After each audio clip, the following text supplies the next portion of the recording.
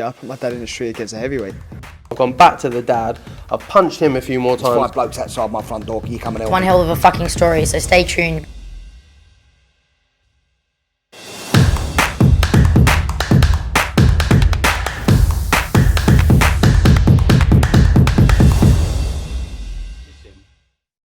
It's a huge fight. It is a huge fight. It makes both men millions of pounds. Yeah. It carries on the legacy their old man left. It's got everything. And like I say, if you don't want to watch it, or you think, oh, it's just for the money, like, which, listen, if it is, then fair play to them. Boxing is a short career. Earn while you can. Do you know what I mean? Like it's a great fight. It'll be a great spectacle. And believe me, those tickets will sell out in seconds. Because I've said I'll be asking Eddie and Frank Smith for a freebie, and hopefully they'll give me one. But if not, I'll buy a ticket because I want to see this. I really want to see this. I've heard Connor's doing really well in sparring against bigger men, and you only have to see Connor's improving. I've been a big, like, not like negative towards Conor Benn, but like you can't complain that of him now. Do you know what I mean? Like he's going up and he's fighting Chris Eubank. I mean, it's just a great fight, mate. It's a great fight. Chris Senior, shirt, no sleeves on his shirt. Nigel Benn coming in from Australia. You can have Roy Jones Jr. at the press conference table. Mate, this fight's got fucking everything. I can't wait to watch it. Proper gassed to see it all. I want to see the build-up. I want it to be like the old HBO 24/7, the build-up. I can't wait to watch it, mate. As a fan, I cannot wait to watch it. If you don't want to watch it, don't want to pay for it or whatever, just don't watch it then. Sam, some of the criticism coming towards both Junior and Ben is Junior's talked about becoming a world champion. I know he won the IBO belt, but not many regard that as a legitimate world title. But he should be focusing on the elites of the middleweight division or super middleweight division, while Conor Benn, and I'll come to Joe Gallagher's comments in a moment, but he hasn't even gone 12 rounds in his professional career yet, and it could be a very, very dangerous fight. I think he went 12 rounds once against Formella, didn't he? Was that once, or it might have been a 10 rounder? I don't know, but he done that fight at a ferocious pace as well, if you watch that fight back.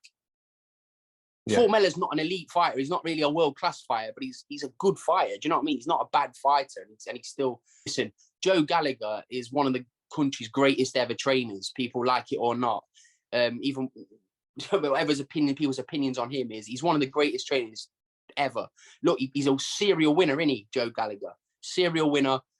But moving to his comments, I thought he was very unfair on his comments there, because I mean, people jumping up weights stuff. Natasha Jonas, I know it was world title and stuff, but she jumped up like 2 weights. Like, do you know what I mean? It was her first fight at that weight. It's like, it happens. You know what I mean? It happens. I mean, Conor Benn is managed by Tony Sims. Tony Sims is, do you know what I mean, cares about all of his fighters. You know what I mean? They're all like family to him. He's not going to put Conor Benn in a fight if he thought, oh, he could get seriously hurt. He will fancy Conor Benn against Chris Eubank. Me personally, I think Chris Jr. is the favourite in the fight, because if Chris Jr. had shown signs that he's a bit chinny, I would think, wow, Conor's got a great chance, because Conor can really wallop. But Chris Eubank Jr. has shown he can be outboxed, but he's never shown once that he's wilted, like with a shot, or like that's why I think the fight's so difficult for Conor. But saying that, on the other scale, the weight I'm hearing is 156 or 158. That's going to favour Conor, in my opinion, because Chris Eubank Jr. has never made that weight. So it's a massive fight. But yeah, but going to Gallagher's comments, I think he compared it to like, oh, we're moaning about YouTube boxing.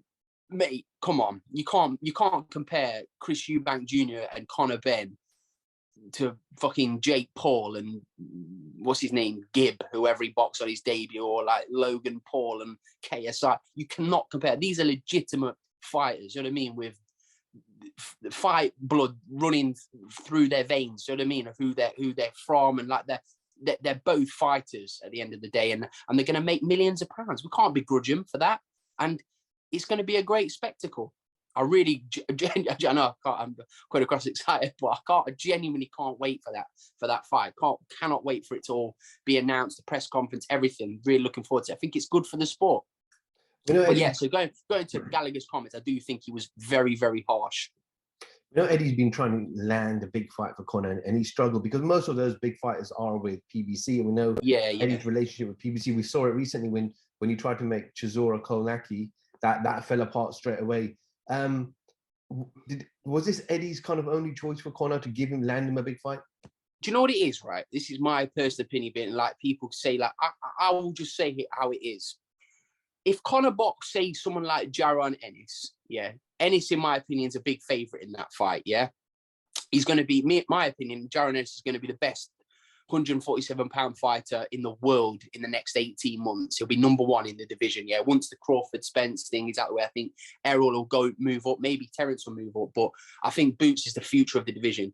If Conor boxed him, and lost quite badly, you can't really of course, that's a silly thing. You can rebuild him, but he'll have to go on maybe fight at a domestic level, fight at the some of the domestic, the Congos, the McKinsons. That you'll have to fight those, and I don't think that's really what Conor wants to do. It's never what he skipped it. He's skipped this kind of level he wants to because he's got this high ranking. So what do you do with him now? Chris Eubank Jr., all the history there, they needed a mega fight. This is that mega fight. If Conor loses, he's too big.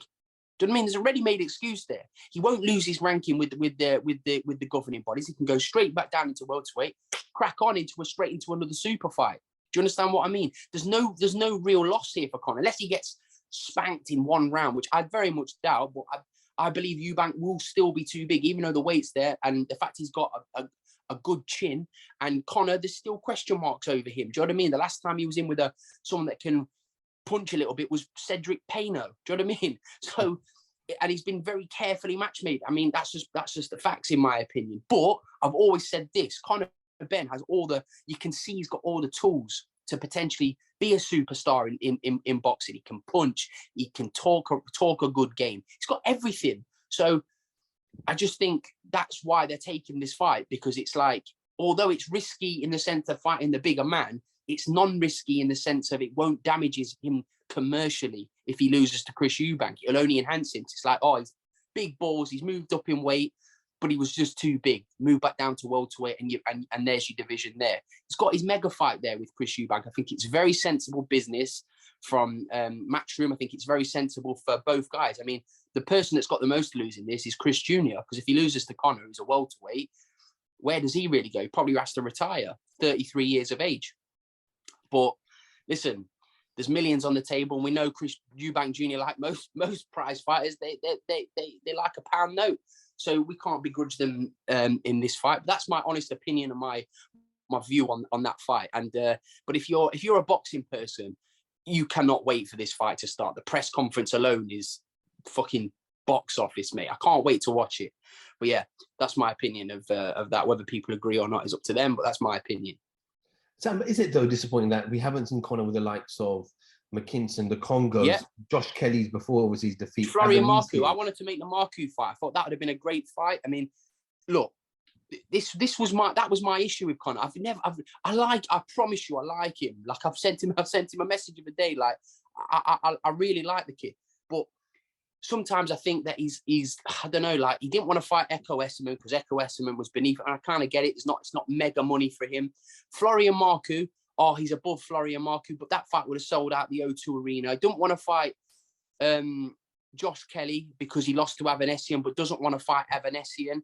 I just kind of thought, but no one could really say shit to him now because he's fighting Chris Eubank. He's going up there and he's fighting Chris Eubank, but I still think very smart business move. But yes, mate, in an answer to your question, I do think it's disappointing that he's never competed for a British title. I know he did want to at one stage against Jenkins, and there was it was because of the promotional situation. So he did kind of want to box for it, but he still had opportunities to box over other kids in division. But what people need to realize is boxing is a business. And when you've got smart people around you that are telling you, look, Conor, maybe we need to do this because it's going to be better for you commercially, and ultimately it's going to be more lucrative for you, they've made the right decision. Because I mean, look what they've done a great job with Conor Benn. No one can deny that they've done a great job with him. But it comes a point especially with the British fans, they will only accept it for so long. The gimmick kind of fights, like the Algiers, that who's 39, and that Van Heerden. they'll only accept it for so long. They needed a mega fight. And although I know names like Maurice Hooker was being mentioned for him, Maurice Hooker is a top level fighter, world class fighter. But he's a 140 pounder, and ultimately he's not got a very big profile. Avanesyan has a bigger profile than him. So if you fight him, it's like, well, why didn't you fight? They needed something massive, and the 147 pounders are with PBC. This is a huge fight. I know I'm going around the houses a little bit, but it's a massive fight. And anyone that kind of tells you otherwise doesn't have a clue what they're talking about. That industry against a heavyweight.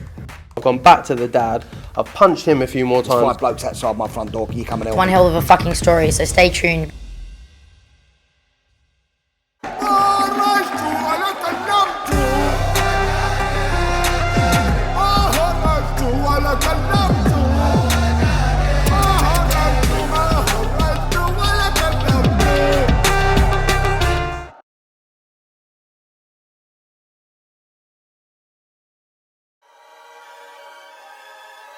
Welcome, Team Everlast, to the Team Everlast Fitness app.